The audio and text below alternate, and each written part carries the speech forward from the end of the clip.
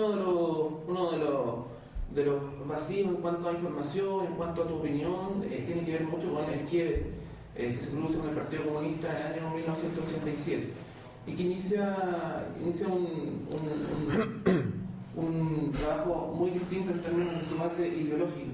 Queríamos saber, desde tu perspectiva, cuáles son las razones de ese quiebre y, digamos, cuál es, digamos, el objetivo que se plantea en ese minuto en ese trance histórico de la dictadura en particular.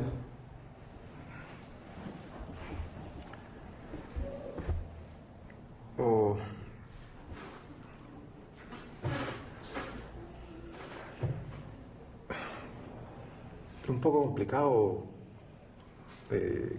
comenzar a hablar sin situar el contexto.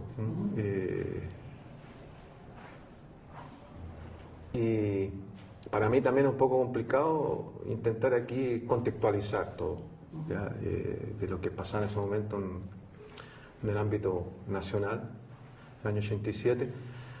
En rigor, los partidos en ese minuto era la génesis de la concertación, decidieron llegar a un acuerdo político para encontrar una salida política a la dictadura.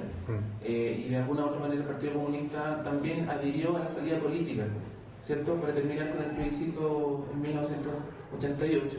Básicamente eso es lo que produce la decisión de escindirse del Partido Comunista. Ahí está dicho, tú lo dijiste muy bien resumidamente. Con otras palabras, yo podría decir que el PC lo que hace en ese momento es abandona en el fondo la política de rebelión popular, eso no, abandona. Su opción es por una salida negociada con la dictadura. Esa es la opción del Partido Comunista. Y nuestra opción fue de persistir por el mismo camino, la rebelión popular, e inclusive profundizar ella. Un poco, el Frente vio la necesidad de una estrategia de poder, hacíamos inclusive que la rebelión popular era muy... tenía un techo, por decirlo, táctico. Y esto evidencia que la separación del partido de parte del Frente, que era su brazo armado, fue por diferencias políticas, ¿ya? Porque se ha especulado, se habló mucho de cuestiones de carácter más bien orgánico, de razones de desavenencias personales, etcétera. Más en el fondo lo que subyace de todo eso es las diferencias políticas. Porque hay un hecho, el partido asumió esa situación con entregar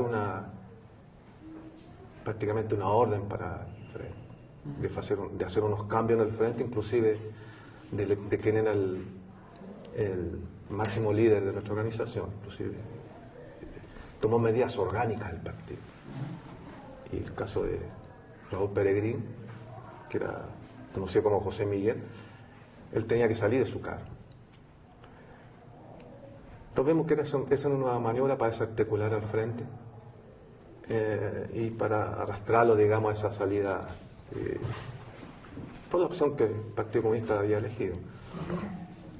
Y ahí el Frente se resistió a esa medida orgánica, viendo que en el fondo había, y llamando a un debate político en el partido. Más ahí el partido mantuvo la postura. Claro, y quiso hacer, inclusive tomó algunas medidas más punitivas, por decirlo así, se negó a ese debate y que las instancias, las estructuras tenían que acatar las directivas del partido. Eso...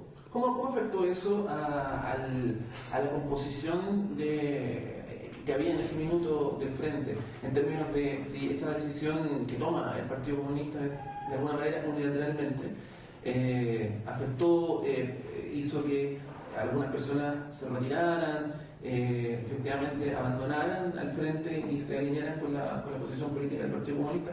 ¿Cómo afectó? Primero, una cuestión que creo necesaria señalar. tú mencionas el partido unilateralmente. El partido está en su derecho, en términos de lo que es las normas de funcionamiento y de toma de decisiones. Digo en su derecho de, en las instancias pertinentes, que era el Comité Central del Partido, se tomaron esas decisiones de apostar por la salida negociada. ¿Ya? Y frente como una estructura más del partido, supuestamente tendría que asumir esa, porque eran condiciones restrictivas de clandestinidad, o sea, no se podía abiertamente llamar un debate. Más frente como ya había asumido un perfil propio y gozaba de cierta autonomía, ¿ya? Se vio en condiciones de poder querer abrir un debate con el partido, inclusive en la intención de llevar un debate hacia la militancia del partido en relación a discutir las cosas que tenía que ver en el fondo con el futuro de nuestro país, ¿ya? Y el partido se negó a eso. Puede tener sus razones, difícil hacer un juicio de valor si fue o no, ¿cierto? Más concretamente, ya era una situación, yo diría,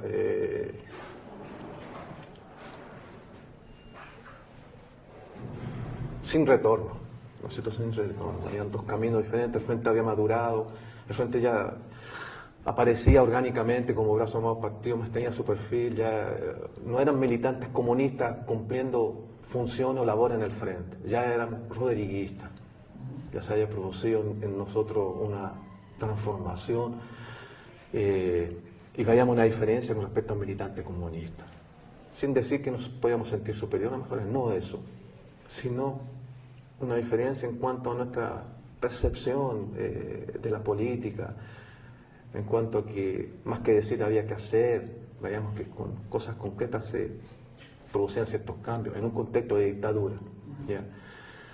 Y en otras cosas también que éramos más abiertos a tener una visión más crítica también respecto al partido y a la historia del partido, cosas que dentro del partido siempre fueron muy sagradas, como tabú. O sea, un poco tener 60 años de existencia para nosotros no era tanto una cuestión de orgullo, tal vez nos haya apostado hasta las últimas consecuencias, un poco creemos más eso en lo que habla del Che, se triunfa o se muere, no se vive permanentemente ahí en función de reforma. Creo que algunos podríamos tener una visión así un poco más crítica, más ya era un distanciamiento político, inclusive yo diría ideológico también. Eso ya toca aspecto ideológico. ¿Cómo se estructura a partir de ese minuto la toma de decisiones al interior del Frente? Desde ese momento para ya Frente Independiente, Sí. por una instancia colectiva del Frente, una dirección del Frente. Eso. Sí. O sea, en definitiva, en ese minuto, Raúl Pellegrín decide, en definitiva, encabezar y organizar una estructura. Ya, y explicar un poco. Yo eso lo viví. ¿Dónde estabas tú? ¿Tú no eras miembro de la dirección? No. Yo tenía responsabilidad como un jefe operativo intermedio del Frente, ¿ya? Y que tenía